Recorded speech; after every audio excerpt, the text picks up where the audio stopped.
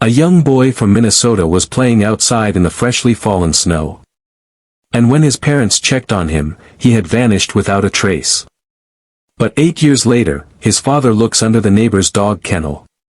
And what he sees makes his blood run cold. The small town of Maple Hollow, nestled in the northern reaches of Minnesota, was known for its tight-knit community and brutal winters. With a population of barely 2,000 residents, it was a place where everyone knew each other's business, shared their sorrows, and celebrated their joys together. The town had always prided itself on its safety and low crime rates. Children played freely outdoors, neighbors left their doors unlocked, and the community functioned like an extended family. That was until 8 years ago when Joshua Coulter vanished without a trace. On a cold Saturday morning, as snowflakes drifted lazily through the air, Ethan Coulter sat at his dining table sorting through police documents. The papers had become a familiar presence in their home. Reports, witness statements, and potential leads that ultimately led nowhere. His eyes occasionally drifted to the window overlooking their front yard, where his thoughts inevitably returned to that fateful day. His wife Claire moved about the house, the sound of her cleaning providing a rhythmic background to his thoughts. The simple act of housework seemed to give her a sense of normalcy, something to occupy her hands and mind. Despite the years that had passed, their home still felt suspended in time, waiting for their son to return. "Still going through those?" Claire asked as she passed by with a basket of laundry. Ethan nodded, shuffling through another stack of papers. Detective Palmer said they received a couple of new tips last month. Nothing substantial, but he didn't need to finish the sentence. They both lived on these fragments of hope, however small. Joshua had been 5 years old, a bright red-headed boy with a laugh that filled their home. That winter morning he had begged to play outside in the freshly fallen snow. Ethan and Claire had let him as they had done countless times before. Their property bordered a small wooded area that was familiar territory for local children. Ethan had promised to check on him in 20 minutes. When he went outside, Joshua was gone. The search that followed was unlike anything Maple Hollow had ever seen. The entire town had mobilized. Search parties combed the woods. Divers checked the frozen lake half a mile away. Police interviewed every resident. Days turned into weeks, weeks into months, and eventually the active search was called off. But Ethan and Claire never stopped looking. The doorbell's chime pulled Ethan from his thoughts. He rose from the table, straightening his sweater as he made his way to the front door. When he opened it, he found Harold Stevens, their neighbor from across the street, standing on their porch. Harold was a tall man in his late 40s with prematurely graying hair and a perpetually serious expression. He had lived in Maple Hollow for over 20 years. But in the decade since losing his wife and son in a house robbery, he had become increasingly reclusive. "Morning, Ethan," Harold said, shifting his weight from one foot to the other. "Sorry to bother you, but the snowstorm last night destroyed part of your fence again. It blew over onto my property." Ethan immediately began to apologize. "I'm really sorry about that, Harold. That old fence has been giving us trouble for years. I'll come by and take it off your property, but I'll need to get a welder first. Mine's broken, and I haven't had the time to buy a new one." Harold waved dismissively. "Don't worry about it. I already patched it up. I just came by to let you know." Ethan was surprised and felt a twinge of awkwardness. "You didn't have to do that. Thank you." "No problem," Harold replied with a slight shrug. "I had the tools and was working on something in the back of the house anyway. Yeah, I heard some noise earlier this morning. Guessed you must be building something back there." Harold didn't elaborate on what he had been constructing, simply saying, "Sorry if the fence doesn't look as good as new." "It's an old fence anyway," Ethan assured him. "Thank you again." Harold nodded and turned to leave. As Ethan closed the door, he found Claire coming in from the backyard, her cheeks flushed from the cold. "Was that Harold?" "I heard," she asked, unwinding a scarf from around her neck. Ethan nodded. Our fence blew down again. He fixed it himself. Claire hung her scarf on a hook by the door and smiled faintly. It's been a while since we've gotten together with Harold. We should invite him to dinner as a thank you for fixing the gate. Ethan hesitated. I don't know, Claire. We still need to go through some of these reports from the police about the new leads for Joshua. I'd rather focus on that during dinner, not when we have company. Claire's expression softened with a mixture of sadness and gentle reproach. Ethan, we've become so isolated and lonely over these 8 years. When was the last time we invited someone over? Years ago. Ethan didn't answer immediately, knowing she was right. They had gradually withdrawn from social connections, their search for Joshua consuming every aspect of their lives. Harold too, Claire continued. Look at how private he's become after his wife and son died in that house robbery 10 years ago. Can you imagine living all alone for years? He must be a lonely man. She paused, placing a hand on Ethan's shoulder. It might be good to sit down and have dinner together. We've all gone through similar experiences of loss. Maybe we could form a new bond. Ethan considered her words, his gaze drifting back to the stack of documents on the table. Perhaps she was right. Perhaps they both needed this small step toward normalcy. All right, he finally said, I'll go invite him for dinner tonight. Claire's smile was worth the concession. It had been too long since he'd seen genuine happiness on her face. Ethan zipped up his jacket and stepped outside into the crisp winter air. The snow crunched beneath his boots as he crossed the street toward Harold's house. It was a modest 2-story home, similar to most in their neighborhood, though somewhat less maintained. The paint was peeling in places, and the snowfall had been left untended, piling up in recent years. When he reached Harold's front door, Ethan knocked firmly and waited. After a minute, with no response, he knocked again, louder this time. Still nothing. He was about to turn and leave when he heard sounds coming from behind the house. A dull thudding noise like someone hammering. Ethan rounded the corner of the house, his boots sinking into the deeper snow of the backyard. Harold, he called out. It's Ethan from across the street. The sounds led him to a small wooden structure at the far end of the yard, an old dog kennel that had been there for as long as Ethan could remember. Harold was crouched inside it, seemingly adjusting something. At the sound of Ethan's voice, Harold froze momentarily before carefully backing out of the small structure. Ethan, Harold said, sounding slightly breathless. Sorry, I didn't hear you knocking. No problem, Ethan replied, noticing how quickly Harold had straightened up and positioned himself in front of the kennel. I'm surprised you're still keeping that old doghouse. It's been years since you had a dog, hasn't it? Do you want help tearing it down? Harold's response came with a slight stutter. It's a reminder of Rex. He was a good dog. I like keeping it around. Ethan nodded, understanding the sentiment.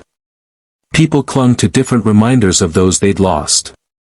Harold gestured to a partially built larger structure nearby. Actually, I've been thinking about getting a new dog. I've been working on that for a few weeks now and wanted to complete it this morning. Ethan's eyebrows lifted in surprise. Seriously?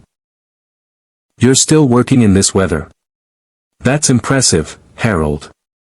I used to breed dogs myself when I was younger. More of a hobby than a job, really. What kind of breed are you thinking about? I haven't thought much about it, Harold replied, seeming more relaxed now that the conversation had shifted. Maybe a puppy or a mid-sized dog.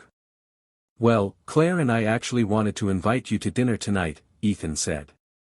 But if you don't mind, I could help you finish that new kennel this morning, and we could go find a dog together afterward. I know a local breeder in the area. Harold seemed to consider this for a moment before nodding. I'd appreciate that. I should be able to finish this in a few hours, and dinner sounds nice. Thank you. As they talked, Ethan noticed Harold occasionally glancing back at the old doghouse. There was something odd about his neighbor's behavior, but Ethan couldn't quite place what it was. Harold had always been a private person, especially after his tragedy. So perhaps it was just his discomfort with the unexpected social interaction. "Great, I'll leave you to it then," Ethan said, taking a step back. "Just come over when you're ready to head out to the breeder, and we'll see you for dinner around 6. Harold nodded, already turning back toward the doghouse. "I'll see you then." As Ethan walked back across the street, he couldn't shake a strange feeling. There was nothing overtly suspicious about their interaction. Harold had been perfectly cordial, if a bit awkward. Yet, something felt off. Perhaps it was just the unusual sight of his reclusive neighbor suddenly making plans for a new pet after years of solitude. Or perhaps it was just the oddity of someone doing all that woodworking out in the snow. Reaching his own front door, Ethan brushed the thoughts aside. People processed grief differently, and if Harold was finally taking steps to move forward with his life, that could only be a good thing. Ethan entered his house stamping the snow from his boots in the entryway. Claire was in the living room straightening up the scattered throw pillows and magazines that had accumulated over the week. "He said yes to dinner," Ethan announced, hanging his jacket on the hook by the door. Claire's face brightened. "That's wonderful. What time should I expect him?" "Around 6, I think. You know what's interesting? He's building a new dog house and planning to get a dog. I offered to take him to a breeder this afternoon." Claire paused in her tidying and looked up with genuine surprise. "A dog after all these years?" She smiled thoughtfully. "See, I told you he must be feeling lonely. Getting a pet is a good first step toward healing." Ethan returned to the dining table where he'd left the police documents. "I suppose so. It's just unexpected. He's kept that old doghouse all these years as a memorial of sorts." Claire resumed her cleaning, moving into the kitchen. "Now, people find different ways to move on. Speaking of which, we need groceries for dinner tonight. We're running low on everything, and I want to make something special." Ethan sighed quietly, looking down at the stack of papers before him. He'd been hoping to spend the morning reviewing the new leads, compiling his thoughts before the week ahead consumed his time again. "Can you grab what we need? I'd really like to get through these documents today. If you don't mind, can you help me with the grocery run instead?" Claire asked. "I want to clean the house properly for tonight, and you know, I don't drive well in this weather. It's too cold to walk or wait for the bus." Ethan looked at his wife's hopeful expression and felt a familiar pang of guilt. She asked for so little these days, and she'd been the one to suggest reconnecting with their neighbor, a small but significant step toward normalcy. "All right," he conceded. "I still have some time before Harold's ready to go to the breeder anyway. I'll do the grocery run, drop everything back here, and then head out with him if he's ready." Claire's grateful smile was worth the sacrifice of his morning plans. She quickly wrote out a shopping list, adding items as she checked the pantry and refrigerator. Ethan headed outside again, shoveling a path from their front door to the driveway before starting the car. He let the engine idle for a while to warm up, his breath curling into small clouds in the crisp cold air. As he was about to pull out of the driveway, he noticed Harold crossing the street toward him. "Ethan," Harold called, approaching the car window. Ethan rolled down the window. "Hey, all set with the doghouse already?" Harold shook his head. "Actually, I just remembered I already have plans to meet with some friends this morning. I'll have to cancel our trip to the breeder, but I'll still come for dinner tonight." "No problem at all," Ethan replied, surprised that the reclusive Harold had social plans. "I'm just heading out for groceries. We'll see you at 6. Harold nodded and turned back toward his own house. Ethan watched him go, that strange feeling returning. In all the years they'd been neighbors, he'd never known Harold to mention friends or social gatherings. But then again, they hadn't exactly been close in recent years. Both families retreating into their private sorrows. Ethan drove to the supermarket, his mind toggling between thoughts of Joshua and mental notes of what to buy. The grocery store was relatively empty for a Saturday, most people likely deterred by the weather forecast predicting more snow later that day. He methodically worked through Claire's list, adding a few items he knew she liked but had forgotten to write down. As he loaded the groceries into the car, heavy gray clouds were gathering overhead, promising the predicted snowfall would arrive sooner rather than later. As Ethan pulled out of the supermarket parking lot, a familiar car passed by on the main road. He did a double take, recognizing Harold's blue sedan. The car's windows were clear enough that Ethan could easily see Harold was alone, driving in the opposite direction from where their neighborhood was located. Ethan's route home followed the same road for a while, and he found himself unintentionally trailing Harold at a distance. A few minutes later, Harold's car pulled into the parking lot of Northwood's Kennels, a local dog breeder that Ethan had mentioned earlier. Ethan drove past slowly, confusion settling in. Harold had cancelled their trip together, claiming he had plans with friends. Yet here he was at the very breeder alone. For a moment Ethan considered pulling in as well, but what would he say? He had no right to question Harold's white lie. Perhaps the man simply preferred to choose a dog on his own without the pressure of someone else's opinions. Or maybe he was meeting his friends there. Still, as Ethan continued home, the inconsistency bothered him. It seemed a strange thing to lie about, especially when Ethan had offered his help and expertise. But Harold had always been odd and private, more so since his tragedy. By the time Ethan arrived home, light snow had begun to fall again. He unloaded the groceries quickly and found Claire in the kitchen already preparing for dinner. "You're back sooner than I expected," she said, taking a bag from his hands. Ethan nodded. "There wasn't much traffic. And actually, I saw Harold at the kennel on my way back." "The kennel? I thought he cancelled with you." "He did," Ethan replied, setting down the remaining bags on the counter. "Said he had plans with friends, but I just saw him pulling into Northwood's Kennels alone." Claire paused in unpacking the groceries. "Well, that is strange, but it's not really our business, is it? Maybe he just wanted to look on his own first." "Maybe," Ethan agreed, though something about it still felt off to him. As they stored the groceries, Ethan glanced out the kitchen window and noticed Harold's car pulling into his driveway across the street. Harold got out and opened his trunk, revealing a metal dog kennel with what appeared to be a German Shepherd inside. From this distance and with Harold's back to him, Ethan couldn't see the dog clearly, but he could make out the distinctive coloring. "He's back already," Ethan remarked. "With a German Shepherd, it looks like." Claire joined him at the window. "That was quick. He must have really connected with the dog." "Love at first sight does happen, I suppose," Ethan said, echoing Claire's earlier sentiment. "But it's still odd. I used to be a breeder. I know these transactions usually take some time with paperwork and everything." He was in and out incredibly fast. They watched as Harold struggled to maneuver the kennel across his snowy yard, the dog making the task more difficult with its movements. "He's having trouble with it," Ethan observed. "I should go help him." Before Claire could respond, Ethan was already heading for the door. He crossed the street quickly, calling out to Harold as he approached. "Need a hand with that?" Harold's head snapped up, his expression momentarily startled.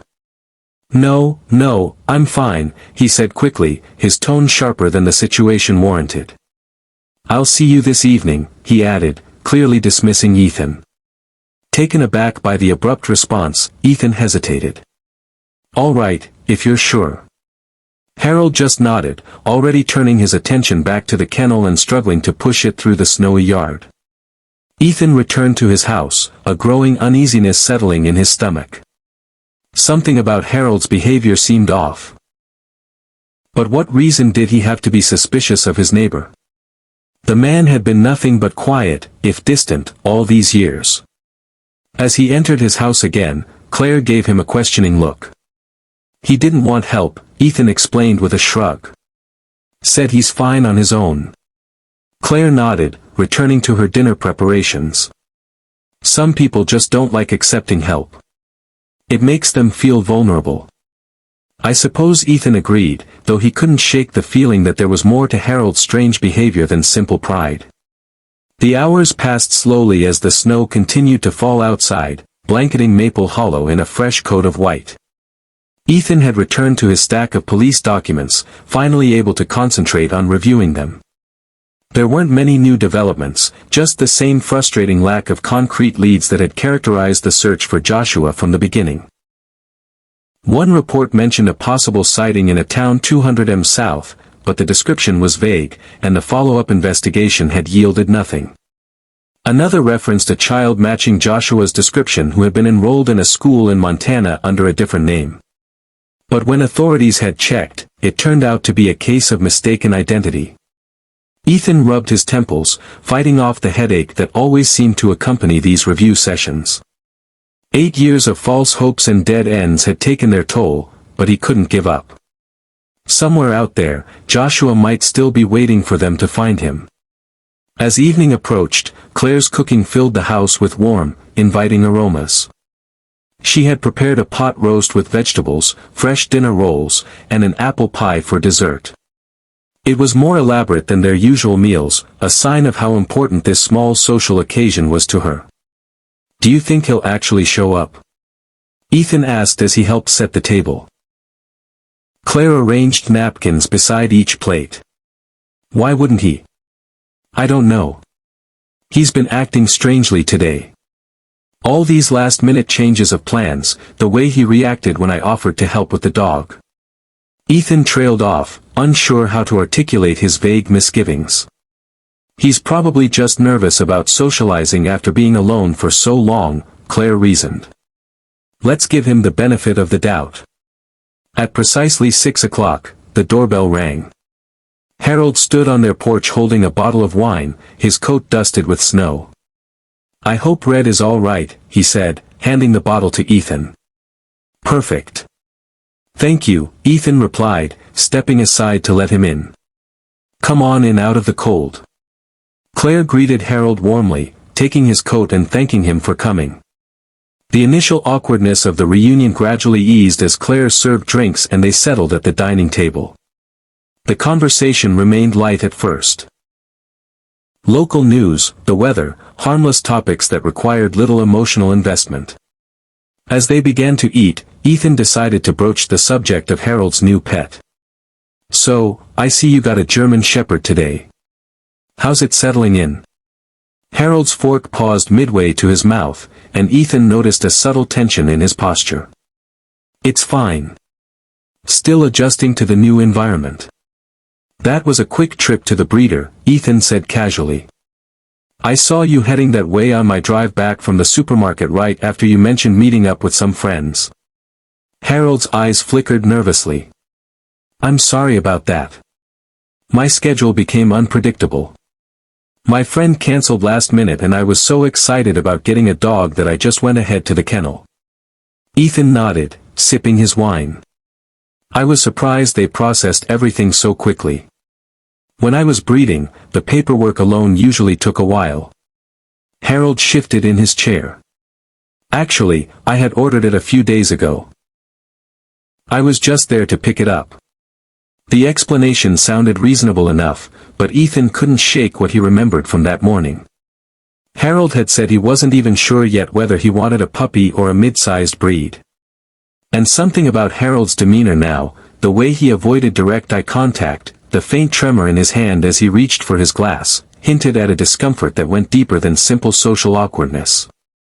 Claire, sensing the growing tension, gently changed the subject.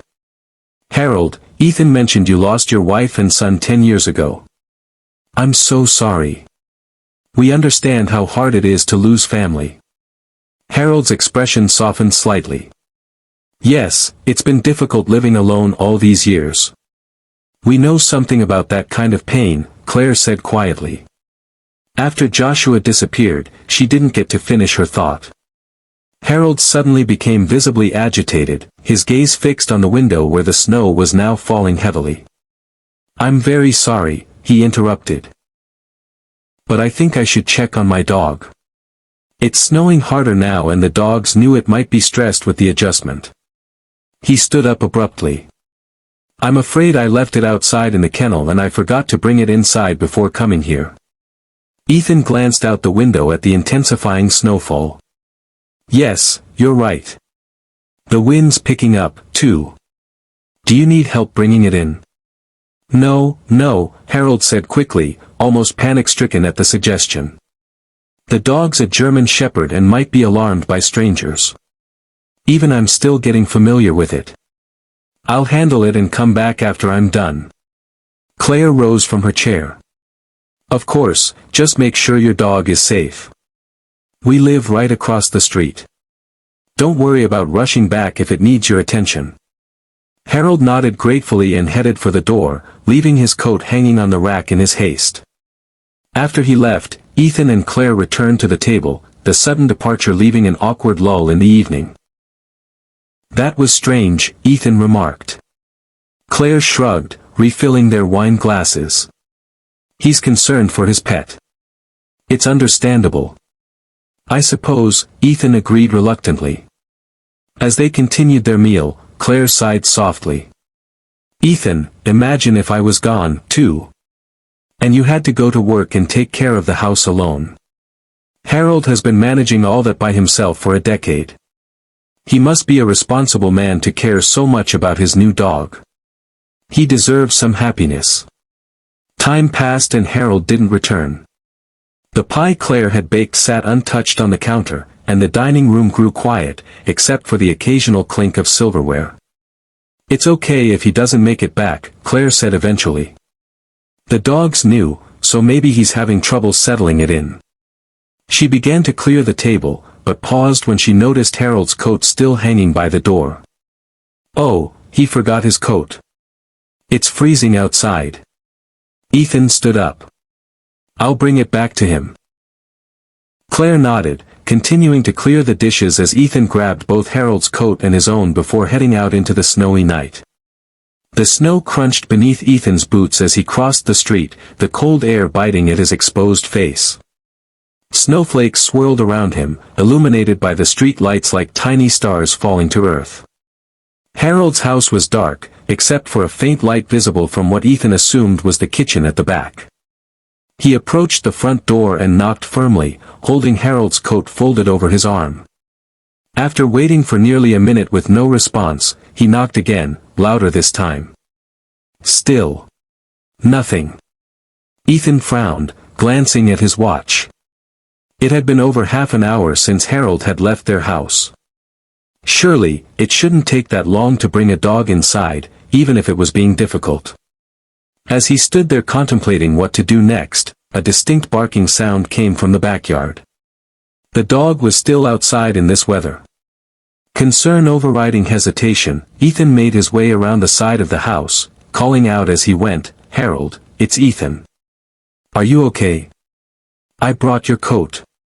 The backyard was partially illuminated by the light spilling from the kitchen window. Ethan could make out the German shepherd, not inside the house, as Harold had indicated was his plan, but still outside. The dog was moving restlessly in and out of its small kennel, a chain attached to its collar, limiting its movement. Ethan looked around for Harold, but saw no sign of him. The situation made no sense. Harold had left their dinner specifically to bring the dog inside. Yet, here it was, still chained outside in the worsening weather. Approaching cautiously, Ethan noticed that the larger doghouse Harold had been constructing was still unfinished, despite his claim that morning that he would complete it. Another inconsistency in an increasingly puzzling day.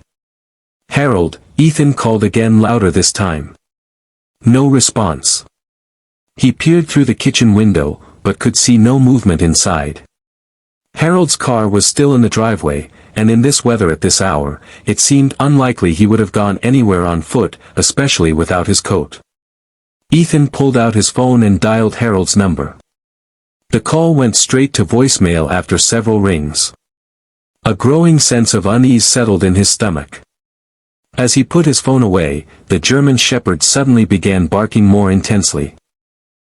At first, Ethan thought the dog was reacting to his presence, but as he observed more carefully, he realized the animal was directing its attention toward the small doghouse, alternating between barking and whining.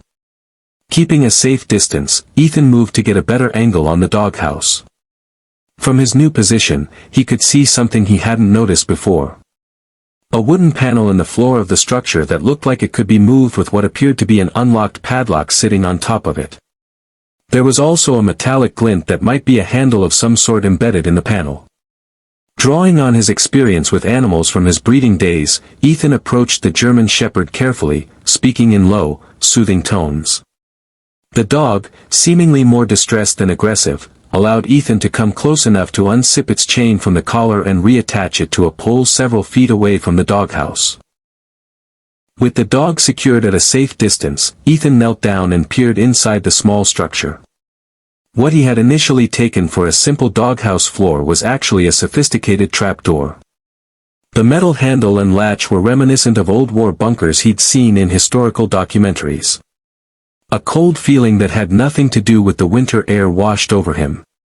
Why would Harold have a bunker hidden beneath a doghouse? And why had he been so secretive and evasive all day?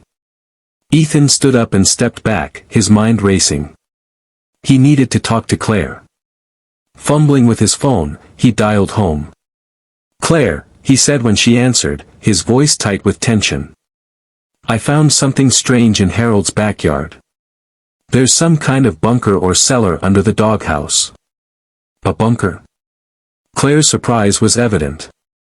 "What do you mean?" "There's a trap door in the floor of the doghouse with a handle and latch like the kind you'd see in old war bunkers. The dog is still outside, chained up, and I can't find Harold anywhere. He's not answering his phone and his car is still here." There was a pause before Claire responded. "That sounds concerning. Do you think he might be down there? Maybe he fell or got trapped somehow." "I don't know," Ethan admitted. "The padlock on the door is unlocked, which means someone could be down there. But why would he build a doghouse over a bunker entrance? It doesn't make sense." "It could be dangerous," Claire warned.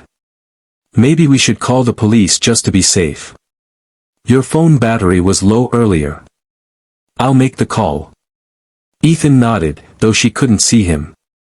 "All right, but tell them it's just a welfare check. I'm worried Harold might be in trouble down there. I can't reach him, and his house is locked, but his car is here." "Promise me you won't go down there," Claire insisted. "Come home, and we'll wait for the police together." "I promise," Ethan agreed. "I'll be right back." He ended the call and cast one last look at the trapdoor. The rational part of him knew he should follow Claire's advice and wait for the authorities. But another part of him, the part that had been searching for answers for 8 long years, was drawn to the mystery beneath the doghouse. Before he could make a decision, a noise came from the bunker. A metallic sound like someone climbing a ladder or stairs. Ethan froze, his gaze fixed on the trapdoor, which remained closed. The sounds grew louder and clearer, unmistakably footsteps on metal rungs. Then, with a scraping noise, the wooden panel moved, and the padlock fell to the side as the lid opened. Harold emerged from the opening, crawling awkwardly out of the narrow space.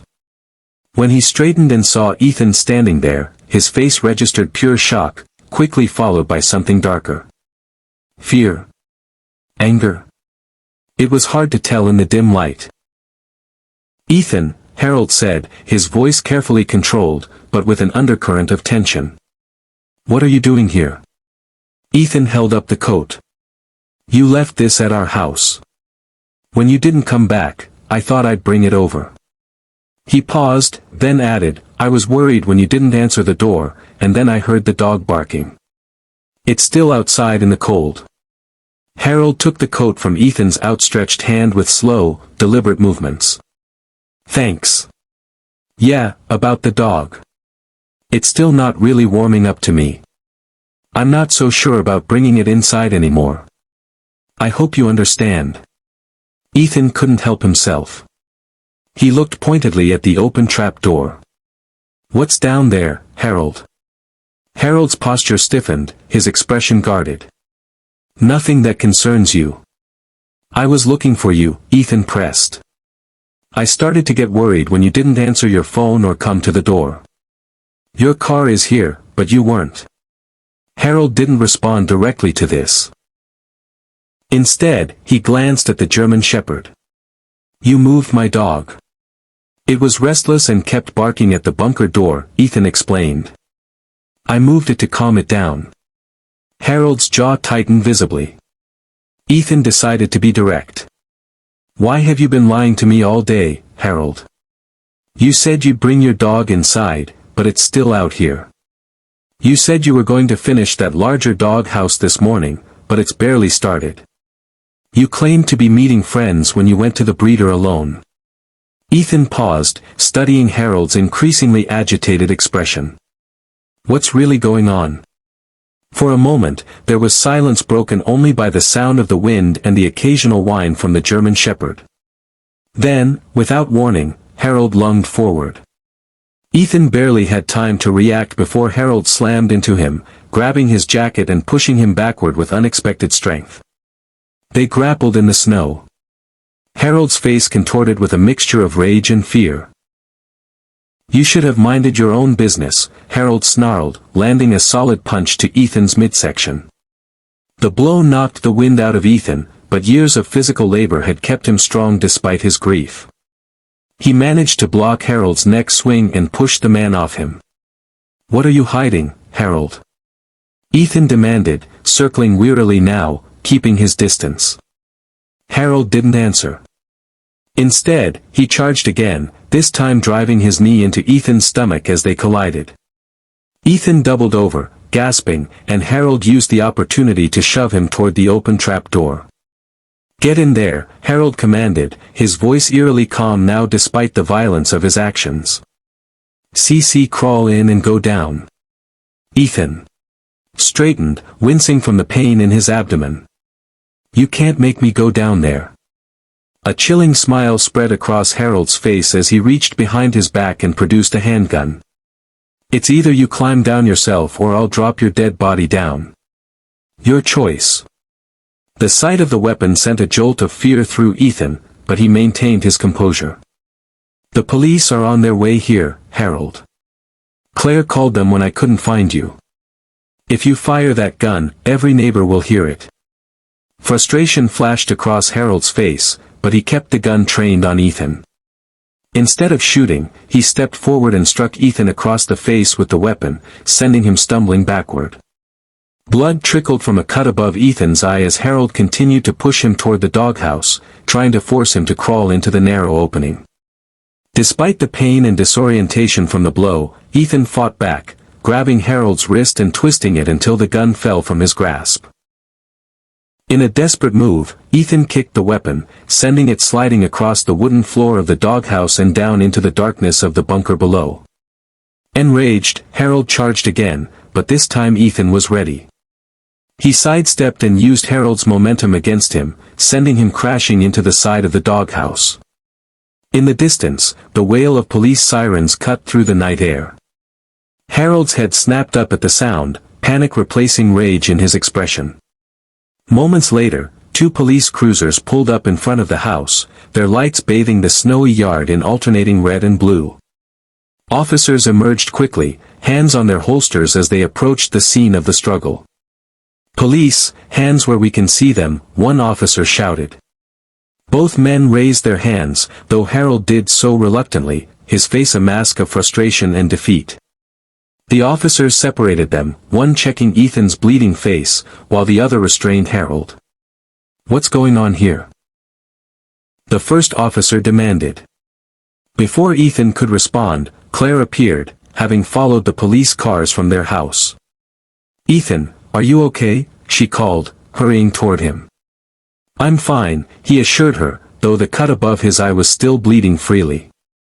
Ethan quickly explained to the officers what had happened, how Harold had acted strangely all day, how he discovered the bunker beneath the doghouse, and how Harold had attacked him when confronted. He pulled a gun on me, Ethan added. I managed to disarm him, but the weapon fell down into the bunker.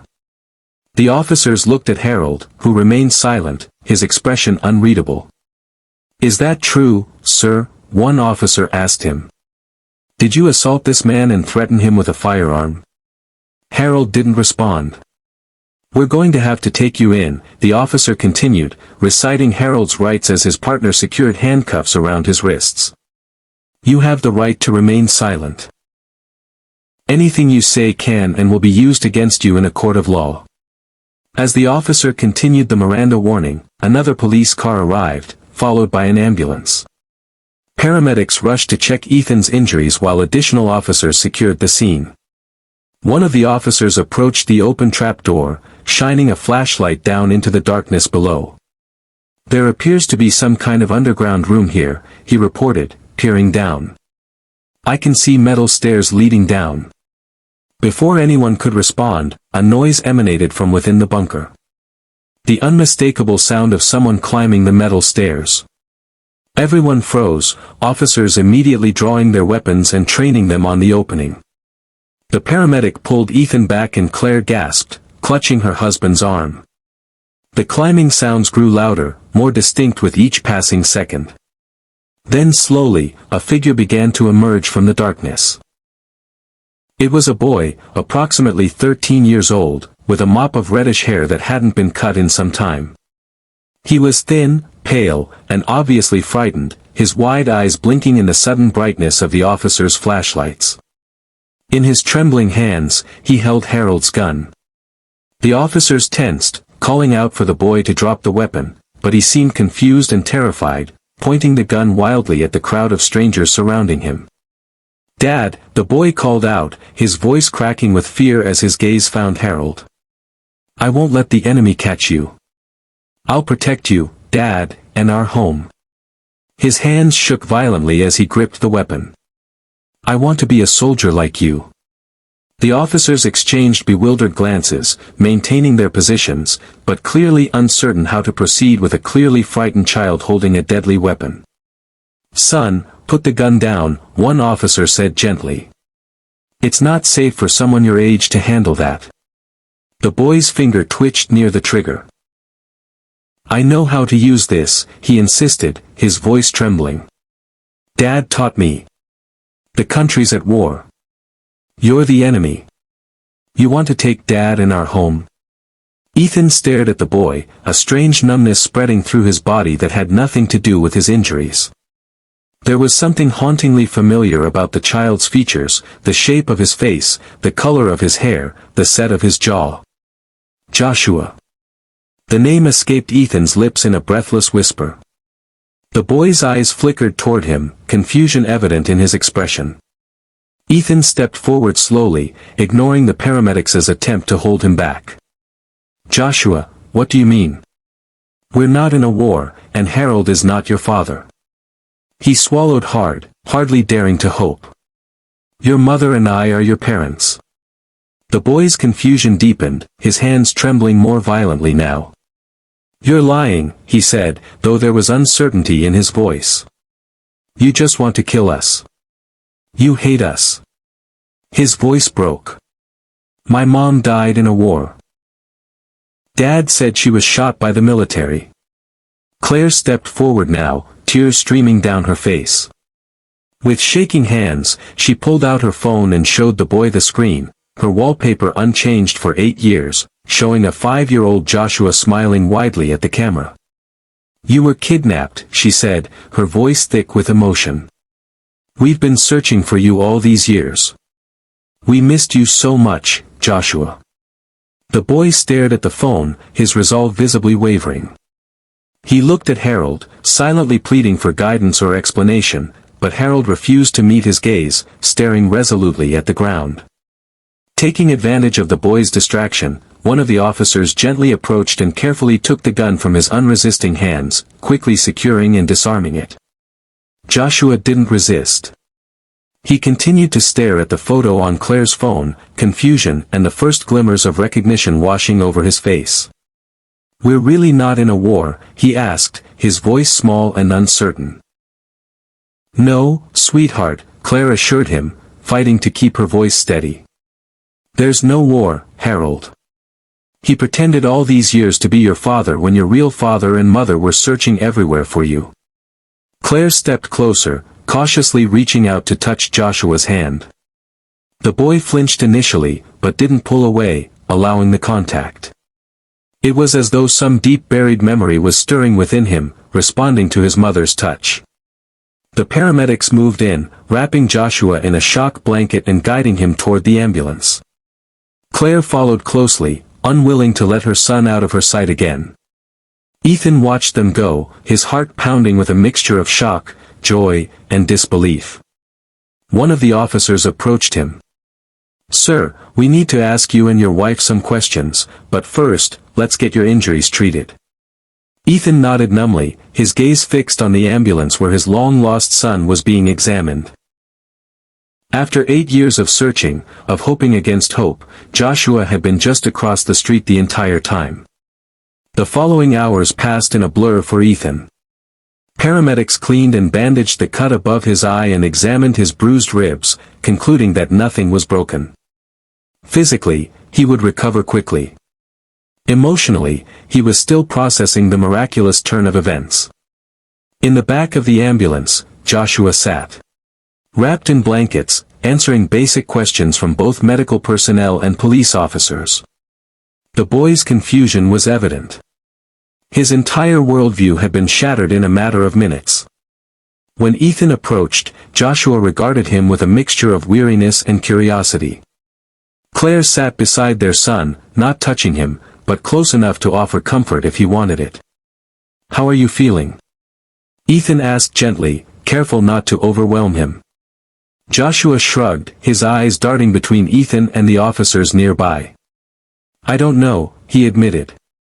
"Everything's different than what Harold, told me."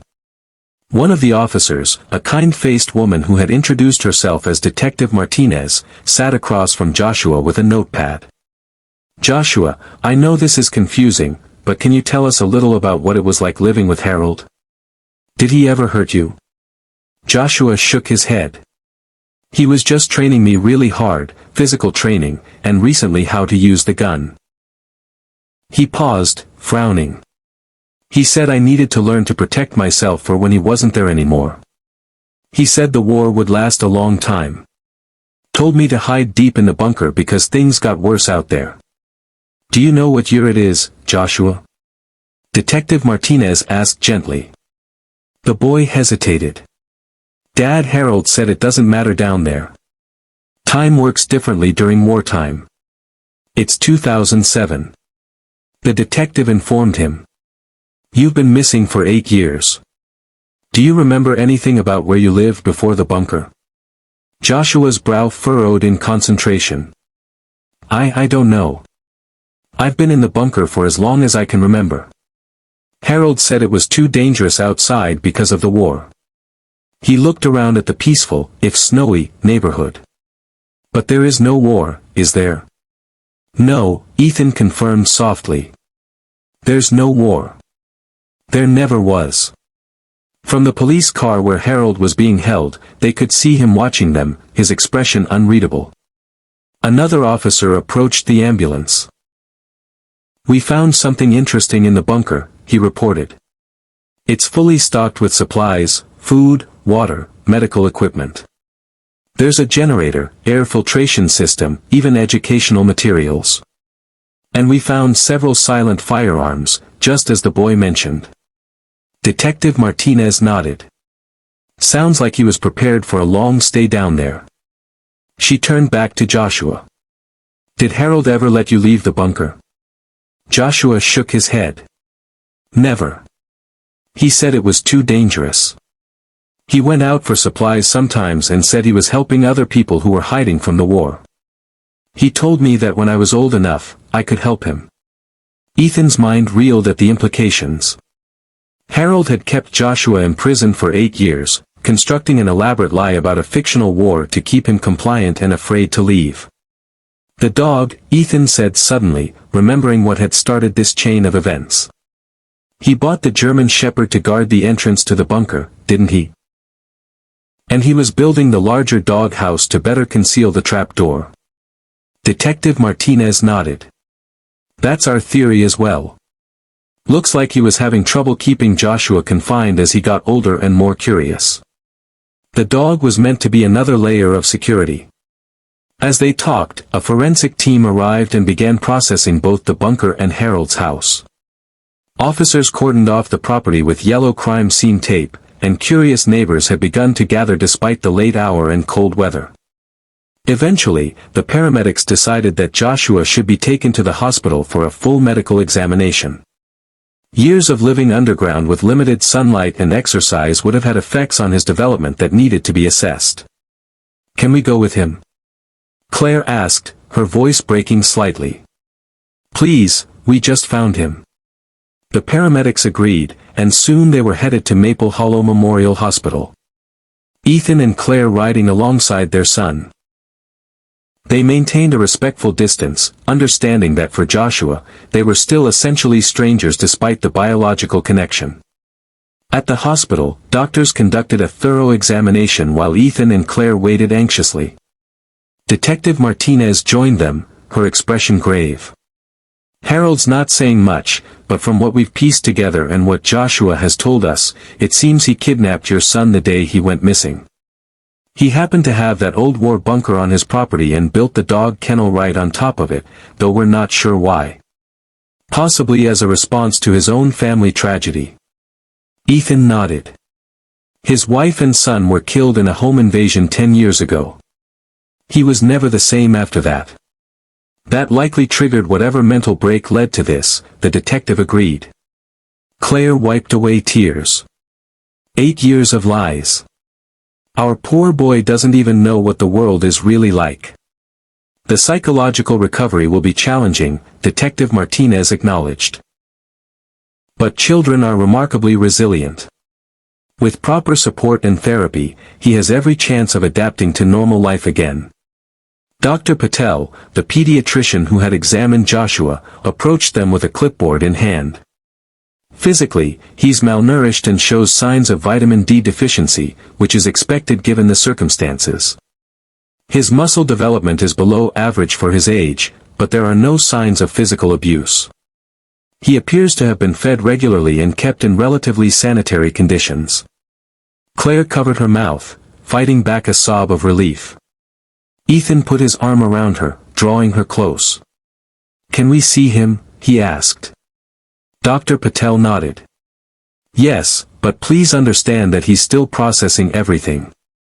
He's asked some questions about you, which is a positive sign, but don't expect immediate recognition or affection. This will take time." They found Joshua sitting up in a hospital bed, looking small and lost among the white sheets. When they entered, he looked up, his expression cautious, but no longer fearful. "Hi," Claire Ayers said softly, stopping at a respectful distance from the bed. "Hi," Joshua replied, studying her face. You're really my mom?" Claire nodded, unable to speak through her tears. "And you're my real dad?" Joshua asked, turning to Ethan. "Yes," Ethan confirmed. His voice thick with emotion. "We've been looking for you ever since you disappeared. We never gave up hope." Joshua seemed to consider this. "Harold, he told me my mom died and that everyone outside was an enemy." He frowned. Why would he lie like that? Ethan exchanged a glance with Claire, unsure how much to explain. "Harold lost his own family a long time ago," he said carefully. "I think he was very sad and confused. He did a very wrong thing by taking you and lying to you. Am I going to live with you now?" Joshua asked, a hint of anxiety in his voice. "Yes, if that's okay with you," Claire assured him. "We still have your room just the way it was. But nothing has to happen too quickly.